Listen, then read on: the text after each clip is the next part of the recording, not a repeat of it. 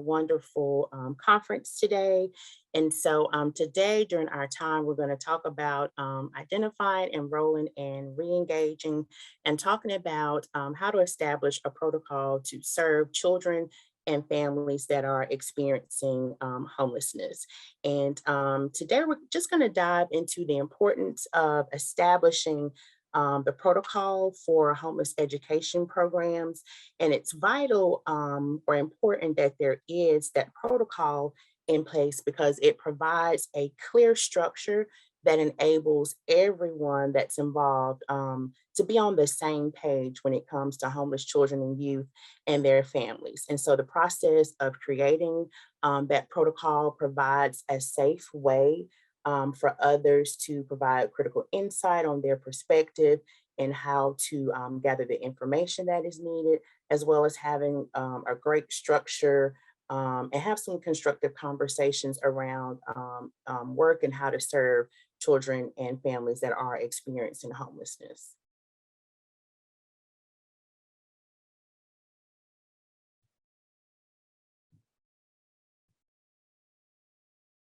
Okay, so again, I am your presenter, and I am a program specialist with the National Center for Homeless Education. And the National Center for Homeless Education operates the U.S. Department of Education's Technical Assistance and Information Center. And so we do have a comprehensive website that has any and everything you could think of or need to know or need to find as it relates to homeless education services. There's information about the federal law, as well as resources and briefs related to the McKinney-Vento Act, homeless education posters, other resources. We also have a helpline. There's an 800 number here you'll see on the screen. You can contact that number. Any of the program specialists on the TA side are available to answer any questions that you may have. And we also have an email address that you can send an email if you need help with processing or have a quick question. We are available to assist you. We also have products that are available for download or for purchase. And then we also have a listserv. So if you're interested in following any type of announcements from the Department of Ed, we do have our listserv, so it is beneficial to join that. And then if you're a social media person, you can of course follow us on Twitter or on Facebook. So today during our time, we're going to go into what a protocol is and what the benefits are of having a protocol.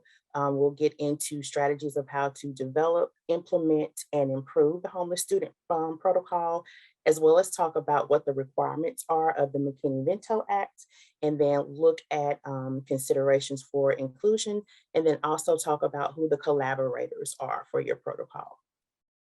Okay, so now we're going to do a quick little icebreaker. So, and I think this icebreaker will be a great segue into the content that we're going to go into today about establishing this protocol. So think back to when you were school age. What did you look forward to most about starting a new school year? And just quickly in the chat, here are the responses. A, starting the next grade level. B, meeting new teachers. C, learning new things. D, seeing old teachers or old friends. E, lunch. F, recess, extracurriculars, sports, Friday night football games. And G, other, and you can add in your own response. So in the chat, just give us an example or give us your answer or your response to this icebreaker. And Ms. Patel, if you would help me out with the chat, please. What are some of the responses that we're getting in? So it looks like seeing old teachers and old friends, made an appearance, learning new things, recess and extracurricular activities, starting the next grade level, all of them, all of the above, A through D. Yeah, that's covered. Yeah, responses. I think for me, it was probably all of them. The one thing that I didn't include in the list was I always look forward to getting that new backpack every year and that new lunchbox every year, in addition to everything else that was on this list. So just in thinking about, some of these things are also very important to our homeless children and families as they are preparing to start a new school year every year. And I know sometimes these things can kind of seem removed when we're thinking about children and families who are experiencing homelessness. So just keep in mind that these things are also very important to them as well. But when we think about maybe school supplies or a lunch, or access to extracurricular activities, sometimes there can be barriers for these children and families as a new school year is approaching or throughout the school year. Okay, so definitions of a protocol. When it comes to establishing a protocol, there can be any definition. There's various definitions, so these are just a few. It could be a plan that has a set of standard procedures, or it could be a formal agreement or a formal understanding. It could be a set of rules or guidelines or customs that a group is expected to observe and is observed by all parties involved. Or it could be the last one, which says a specific set of rules that all parties involved understand and follow to create a predictable and logical sequence of actions. And I tend to favor that last one. So there's various definitions for a protocol, and you can choose whichever definition you'd like. And the importance of creating a protocol, or why you should have a protocol, is that it ensures that all staff knows who does what, when, and how. And when you have an established protocol, it can reduce delays in enrollment and attendance. And so, with enrollment for students that are experiencing homelessness, enrollment should be immediate. So when you have a protocol in place, it can help to reduce those delays in enrollment and delays in school attendance. It improves consistency of responses across the school district and within schools. And it also can help to reduce disputes. So disputes are those disagreements about school enrollment and school selection. It can create more positive interactions within the community and organizations, and also increase appropriate service provision, as well as referrals to the community or referrals within the school district. And then also it can enrich relationships between students and parents, or relationships between school staff and parents. Things that should be included in the protocol are the policies and the guidelines for actions, as well as a checklist of things that need to be done. And then it should outline clear roles and responsibility for those that are involved. So what are the specific roles for the groups or the individuals who are responsible for serving homeless children and youth? And then there should be consistent forms that should be used throughout the entire school district, or the LEA, which is a local education agency. Also, there should be some flexibility written into those roles and responsibilities, so that when things need to be changed or need to be revised, there's enough flexibility in there so that those changes can occur quickly and efficiently without there being a lot of issues or causing delays or creating barriers for the students. So there should be clearly defined roles and responsibilities, clearly defined language, clearly defined policies, guidelines, and actions within that protocol. And folks that need to be involved, there's a great list of people who need to be involved and be a part of this process. So you can see, of course, we need parents involved. Of course, we need unaccompanied youth if they are self-enrolling themselves in school. But we also need those enrollment staff involved. So if it's registrars or secretaries or data folks, if it's support staff, such as school counselors or school social workers, school resource officers or attendance officers.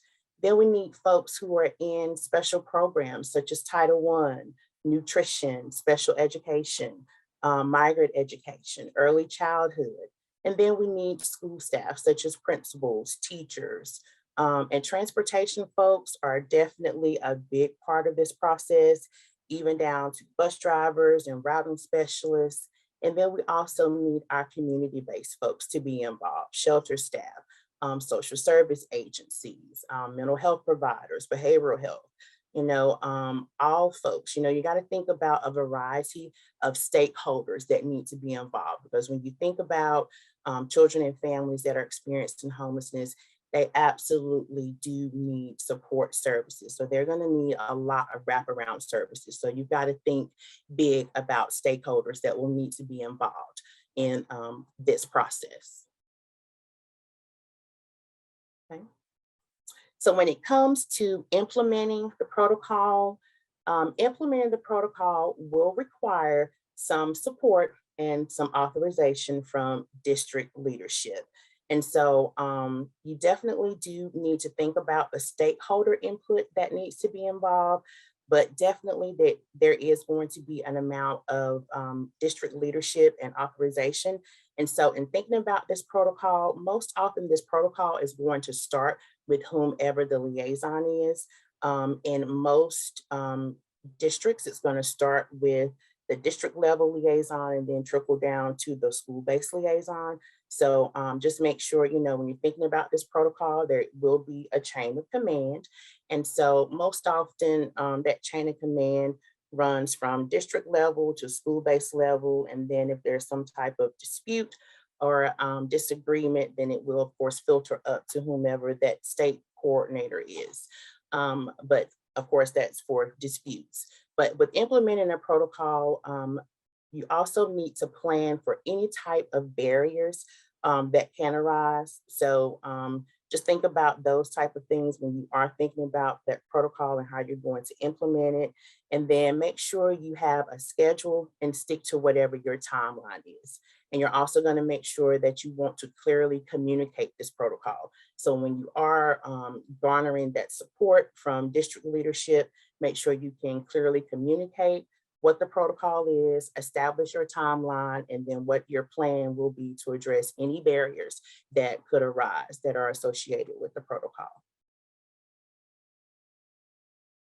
So again, the liaison and the LEA do have responsibilities, and a lot of the protocol, the responsibility for the protocol, creating it, developing it, implementing it, does fall heavily on the liaison. And the way the McKinney-Vento law is written, the liaison and the LEA, a lot of the responsibility does fall there. And so identification and enrollment are a big part of their responsibilities.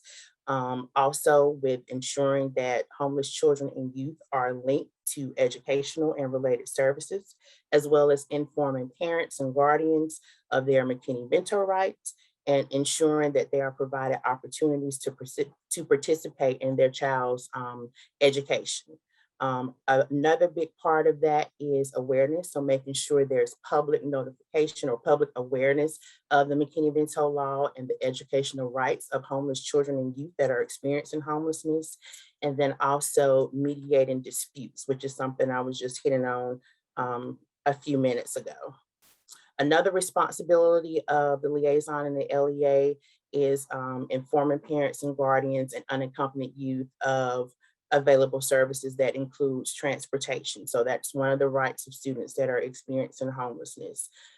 Collaborating and coordinating with the state coordinator, as well as community and school personnel, and then reviewing and revising any policies that act as a barrier. So that includes enrollment, includes transportation, includes immunizations, residency, birth certificates, school records, and any other documentation and guardianship. And so a lot of times when children and youth are experiencing homelessness, come into school to enroll, they may be missing documents that they need to enroll in school. They may be missing birth certificates. They may be missing immunization records. They may be missing school records. And so when they are experiencing homelessness and are missing these things, they still do have to be immediately enrolled in school, and time must be given for them to acquire these things. And liaisons do have to work in roles to help support them while these things are acquired.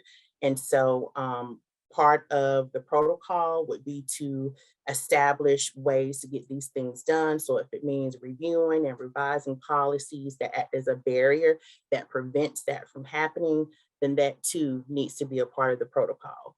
And then special attention needs to be given to homeless children and youth who are not attending school already. So that means the younger children who are not quite yet attending school. On this slide, you'll see that we do have some other resources at NCHE that can help liaisons. And but thinking about this time of year, I know that a lot of new liaisons are starting who may be, excuse me, new to their roles. And so NCHE does have a link to needs assessments, and needs assessments are very good for new liaisons who are starting out and may need a little bit of guidance about how to structure their homeless education program. So here's a link to how to plan and execute a needs assessment, as well as some information about LEA and local liaison responsibilities, some standards and indicators on McKinney-Vento programs, as well as some helpful information that is good for new homeless education liaisons. Okay. And a little bit ago, I think I referenced something about awareness. So how important it is to post awareness about McKinney-Vento education rights for students. So these are our homeless education posters that help with awareness. And on our website, you can actually order some that we could send out to you. But you can also download some of these that you could print yourself. But these posters are a great way to build awareness in the community, in your district, and these can be put in a variety of places. You know, here are some of the most popular locations that you could put these that can help spread the word and get the word out about homeless education. So, you know, your shelters, your youth shelters, social service agencies, food banks, public health agencies, your motels where a lot of your families may be staying, faith-based agencies, bus stations, train stations, grocery stores, laundromats, barber shops, salons, libraries, just all types of places where you know that families do have to go that are experiencing homelessness. So these are great locations for you to put these posters up to help get the word out that these services are available for students and families that are experiencing homelessness. Another best practice would be to help you raise awareness would be to advertise this information on your district website. So if your district has departmental pages and you have a departmental page for McKinney-Vento, add this information there. If you have a district calendar, add professional development dates on there when there are trainings around McKinney-Vento.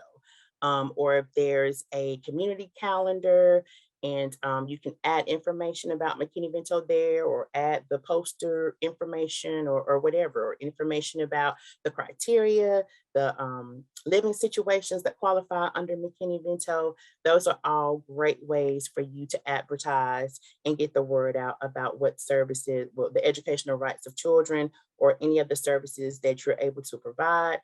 That's a great way to raise awareness. And you can also include the local liaison contact information, as well as the state coordinator information, as well as NCHE, as well as any of our free webinars or free training resources that are available.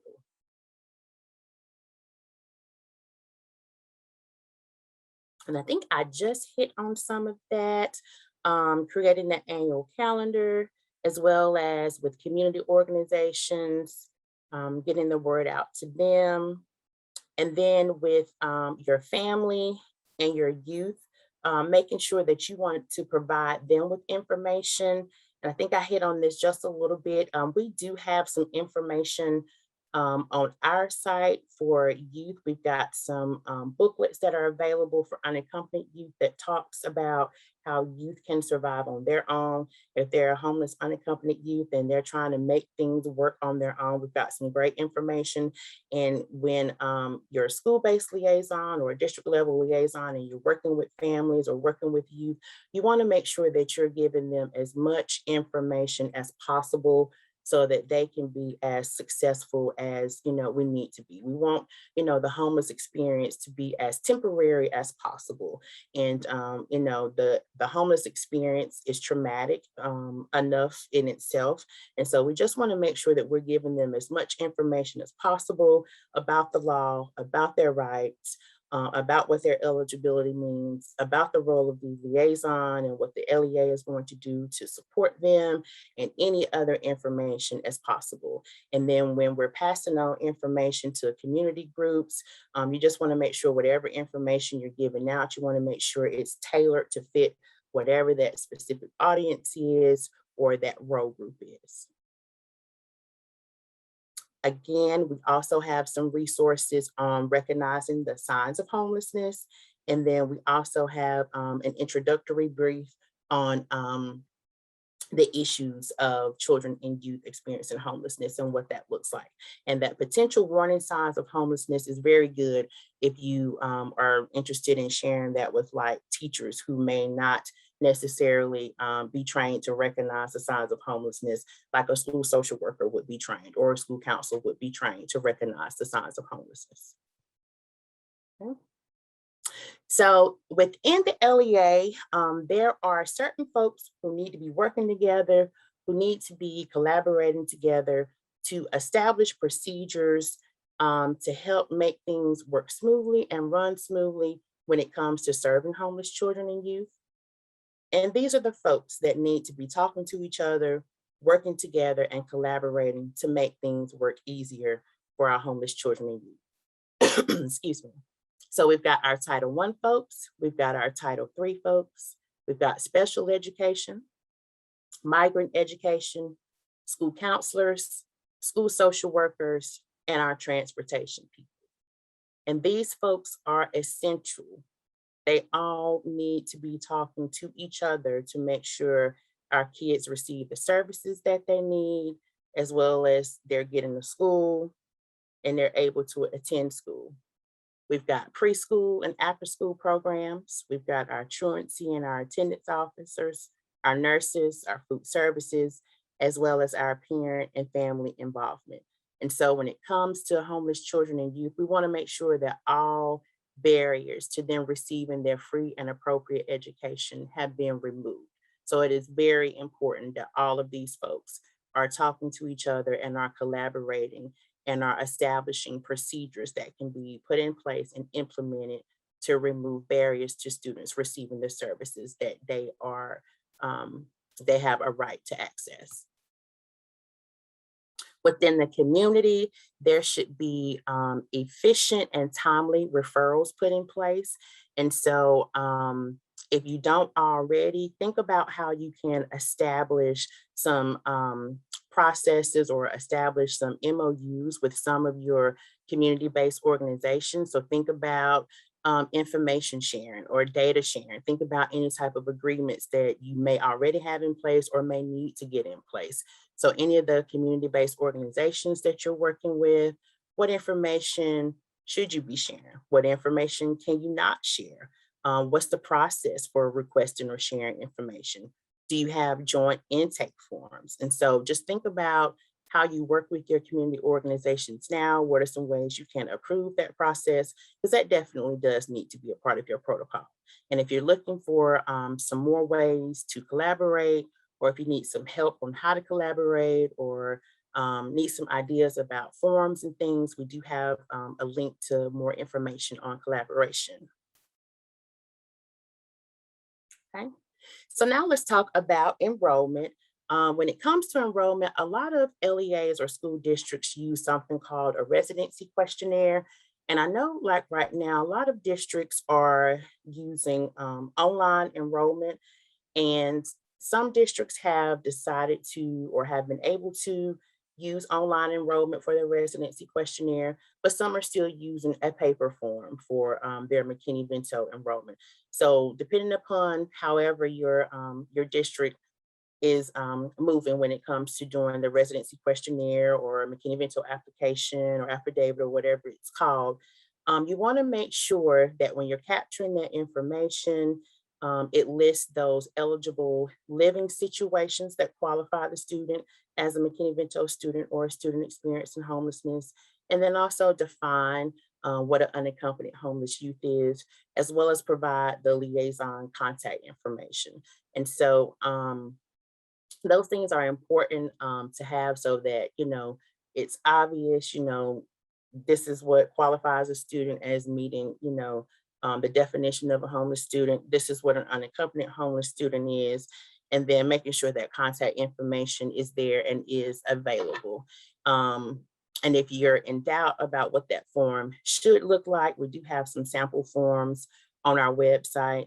And just making sure everybody's aware of where that form is and that that form exists. And again, the school year is fairly new for most school districts, so make sure that all of your frontline staff is aware that these forms even exist. So there may be, new front office staff, new secretaries, new data people, new registrars or whatever. So just ensure that new staff is aware that there is enrollment for homeless students and whatever those residency questionnaires are, or whatever those forms are, that they actually exist and that these forms are actually available for students that are experiencing homelessness.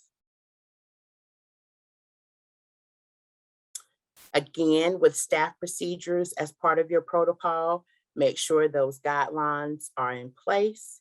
Make sure that there's a process so that all enrollment staff knows when it's time to refer families to the liaison, and make sure there's a backup system in place. Make sure staff knows who can identify other students when the main person is not available. So just make sure there's like a flow chart, or make sure there's a process in place so that everyone knows which staff can determine eligibility and what that backup process looks like. Also, make sure that everyone is aware of the expectations for confidentiality. So where can this be discussed, and with whom can this be discussed, and whom will know? And so part of the protection of McKinney-Vento is that identification is confidential. And so you just want to be careful about who knows that a student is eligible for McKinney-Vento. Also with enrollment, when one student becomes eligible, all the children in the family become eligible. So just make sure that there are steps in place to ensure that all students are identified. And then also make sure enrollment staff is aware of what the expectations are for noting the status of students that are experiencing homelessness in the data system. So whatever your data system is used. Let's say if it's Power School, just make sure that everyone who's who's tracking things in your data system is aware of how it needs to be tracked in the data system. And that's because, there's a mandate for federal data reporting. So we do have to capture every school year, the number of students who are experiencing homelessness. So you do want to make sure that you have steps in place for how you're going to track in your data system the students that are experiencing homelessness. And flowcharts are really good for these steps that are listed on this page for the enrollment process. So just make sure that you include as many flowcharts that are needed to help your enrollment staff have a clear, defined, easy process on how to make sure they're tracking all of their data that needs to be in the data system.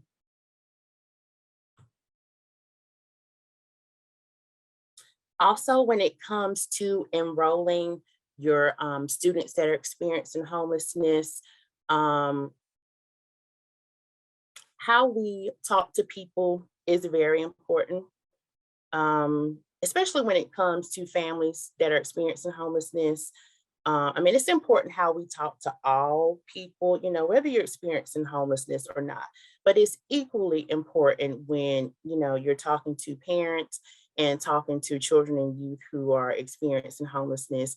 And so we want to be careful about not using a judgmental demeanor when we're talking to them. We want to avoid using the word homeless as much as possible.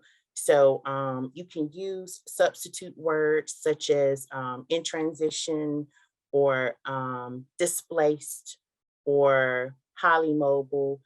Some districts refer to their students as students in transition, or some do say, you know, the McKinney-Vento program or McKinney-Vento kids or McKinney-Vento students or highly mobile students. So you can use whatever substitute word you would like, but you just want to be careful about saying homeless. And so as often as possible, you know, try to refer to it as a homeless experience and not the person as homeless or the family as homeless. And, you know, with McKinney-Vento, there is a direct focus on, you know, what's in the student's best interest. And so as much as possible, just try to convey that everything that's being done is in the well-being of the student and in that student's best interest. So just be careful about the way you talk to your family and the way you talk to your students. And you can also, you know, feel free to provide a talking points checklist for your staff and for your um, for your enrollment staff or for your support staff or anybody who's coming in contact with your families that they're working with or with your students that they're working with. And I'm actually going to skip that one in the interest of time. I think we only have a few minutes. I want to hit on a couple of more things before we run out of time. The dispute resolution process. So I think I mentioned this maybe a few months, well, earlier in our time together. So the dispute resolution process is when a student experiencing homelessness comes into the school to register, or the parent comes in or the unaccompanied youth, and there is some disagreement between the school and the parent about their the student status as a homeless student or the school selection or basically either they feel like the student isn't experiencing homelessness or they feel like the student doesn't have the right to choose to attend the school that they're selecting to attend. And so anytime that there's that disagreement about the student enrolling in that school, then the school staff or the liaison is responsible for rendering a decision about if that student has the right to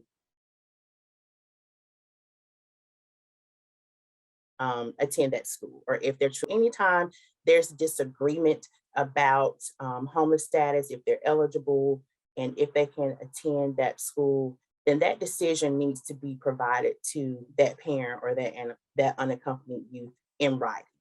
And so there also needs to be a provision for a way to appeal that decision.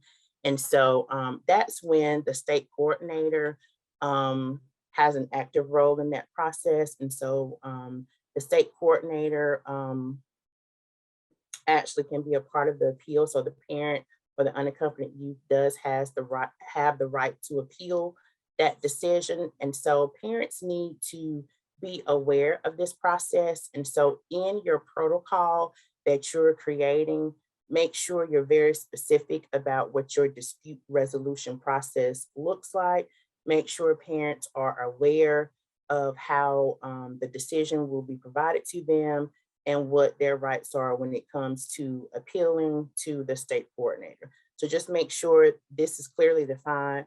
Make sure your front office staff or whomever is doing the eligibility at the school level is aware of that, and make sure that it's very clear and very specific, and make sure folks are aware. And if you need some guidance around it, we do have information on our website about the dispute resolution process. And we did talk about students when they're missing immunizations and all that good stuff. I'm going to go past that a little bit. If at any time during the enrollment process, if you feel that a student has been abducted, or if you feel like they are in a dangerous situation, but they could be experiencing homelessness, you do want to proceed with immediately enrolling in school, but law enforcement does need to be contacted. And since school staff, we are mandated reporters, please make sure you do contact law enforcement and follow whatever safety protocol has been put in place for your district. So you do want to proceed with doing the immediate enrollment, but you don't want to let them out of your sight. You want to keep them in your building and follow whatever the safety protocols are for your school system. Develop not needs forms, but intake forms for your students, whatever process you feel is easiest, if it's some type of electronic form or some type of software system you may have in your district, but you do want to have some type of intake form that you can utilize that's helpful to make sure students' needs are being met or services are being provided to them. So it could be for tutoring services, for after school services, for summer programs, or for special education services, if it's for food, if it's for housing, for school supplies, for clothing, for counseling services, whatever their needs are, you do want to make sure that you do have some type of form in place or some type of system that's established so that staff can make sure students are receiving the services that they need. So however this looks like, if it's a case management form for school-based liaisons, you know, whatever you would like to use, but make sure that when you are discussing services for students, that you have something built into your protocol that addresses how students will be served and how their needs will be addressed.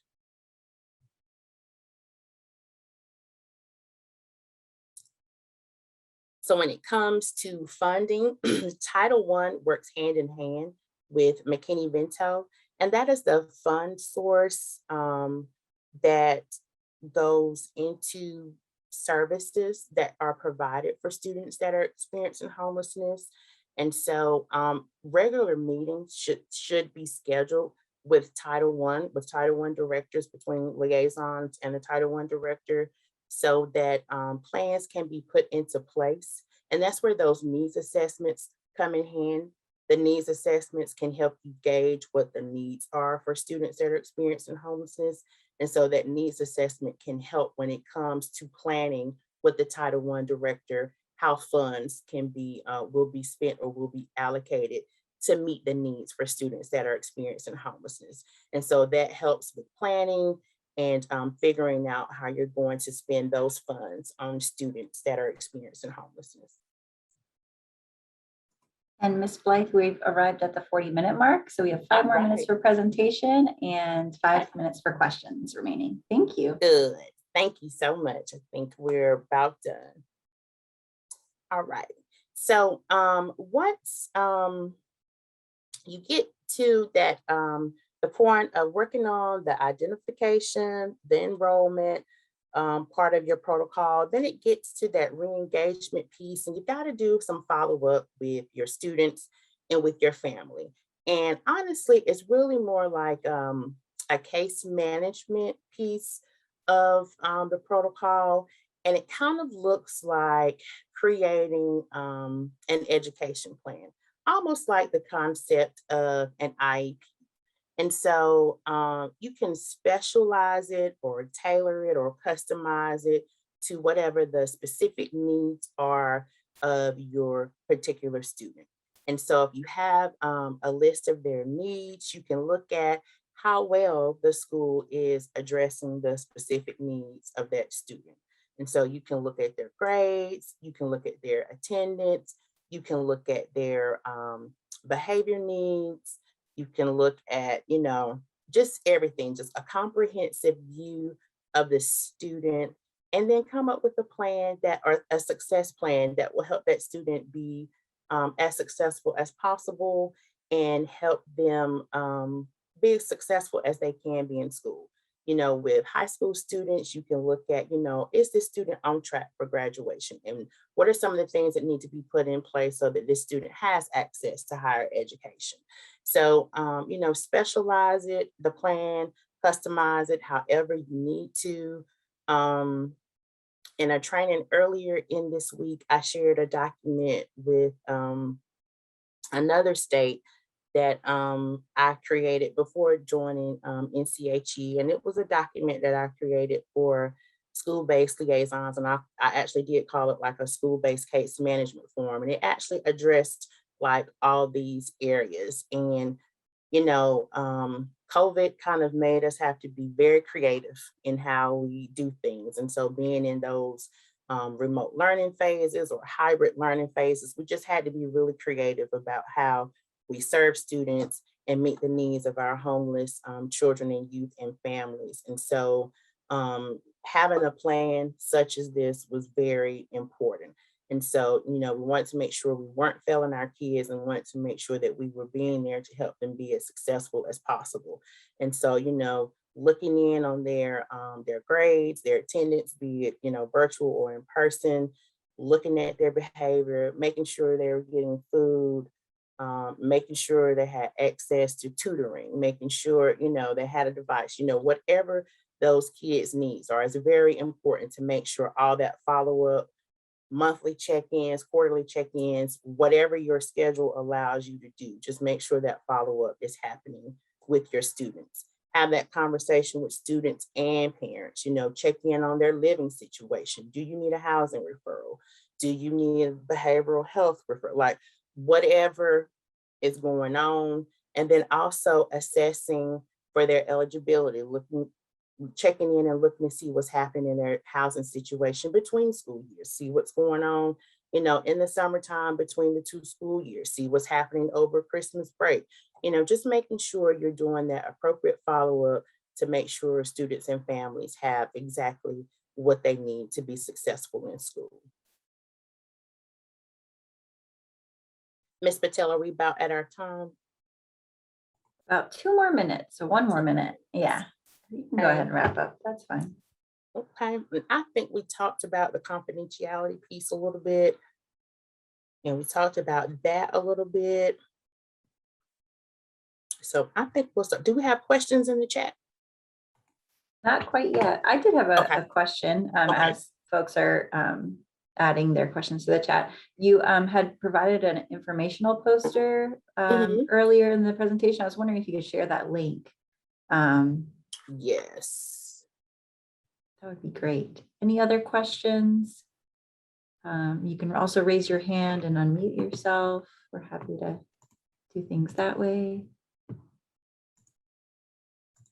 I'm going to actually go back to the link to all of our resources. This was the actual That's poster. The one. And to answer Miss Blue's question, I believe the presentation as well as the recording will be available for all participants after the summit. You're welcome.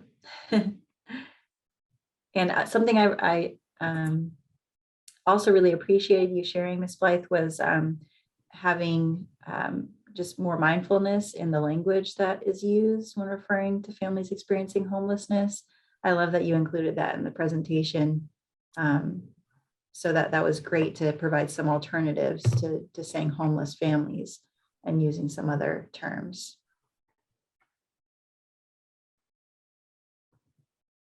Any other questions with the time we have remaining?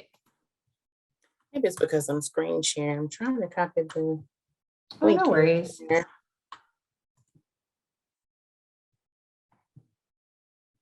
This is from the center, right? Got it.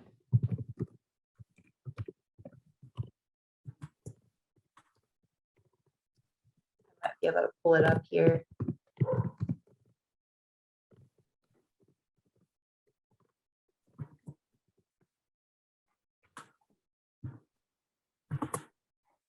Yeah, it must be because I'm screen sharing. It won't let me post it.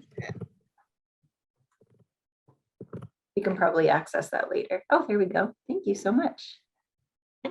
Tina shared the link there for us. Thank you, Tina. I think it does take us to the main page, but it's probably under McKinney-Vento awareness materials. It's under our, if you go to the tab, the resources tab. Okay.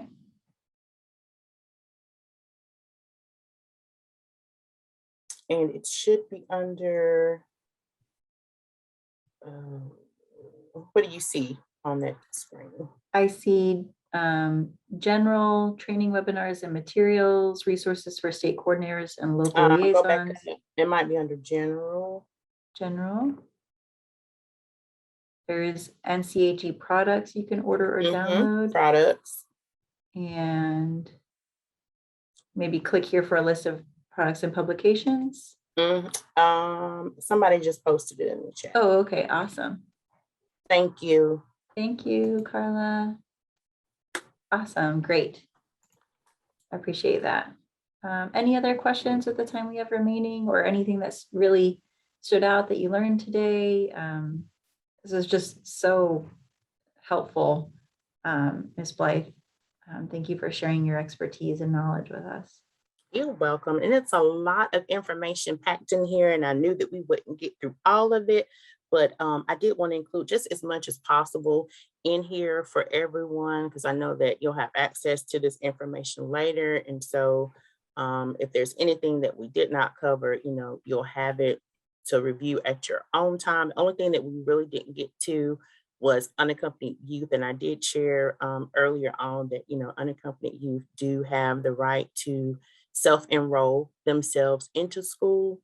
And so if you ever have more questions about unaccompanied youth, we do have a lot of information about unaccompanied youth on our website. And we do have webinars about unaccompanied youth and them accessing higher education and things like that. So if you want more information, you can check out one of our webinars. And when you say unaccompanied youth, is that referring to children So coming to the borders? No, not Okay. just those. So unaccompanied youth is a youth who is not in the presence of their parent or guardian and homeless. So each LEA has their own definition when it comes to the age of the student. In my previous district, when I was a district liaison, you had to be 16 or older for them to feel comfortable identifying you as an unaccompanied youth. And you also had to be in a qualifying homeless situation. So in a doubled up situation, or living in a youth shelter, or you were unsheltered somewhere. So to be an unaccompanied homeless youth, you have to be in a qualifying homeless situation and not in the presence of your parent or guardian. And it doesn't have to be that they passed away. It could be that you ran away, or it could be that they put you out for some type of reason, or it could be, you left for whatever reason. Thank you so much for that clarification. Mm-hmm. And then do you have contact information? Yes, might have been on the slide. It was on the first slide. Fantastic. Okay. And I'll go back to that. And again, if you guys ever have questions, feel free to contact our helpline. We have the 800 phone number, as well as the email address, homeless@serve.org. Okay, thank you so much. I think we're at the 50-minute mark, so we'll go ahead and end our session for today. But thank you all again, and look forward